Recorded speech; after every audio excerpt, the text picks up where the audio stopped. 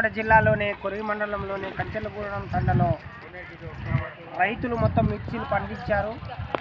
కానీ కనీస రేటు లేదు. 13,500, 13,000, 12,000 చొప్పునే అమ్ముతా ఉన్నారు. పెట్టిన పెట్టుబడులు వెళ్ళట్లేదు. కనీస కింటాకు 25,000 రూపాయలు ఇవ్వాలని లంబాడి హక్కుల పోరాట సంఘం డిమాండ్ చేస్తూ ఉంది. కేంద్రంలో ఉన్న కేంద్ర ప్రభుత్వం, రాష్ట్ర ప్రభుత్వం రైతులపై సౌతి తల్లి ప్రేమ చూపిస్తూ ఉంది. పెట్టిన పెట్టుబడి వెళ్ళక రైతులు మొత్తం ఆత్మహత్యలు చేసుకునే పరిస్థితి ఏర్పడింది.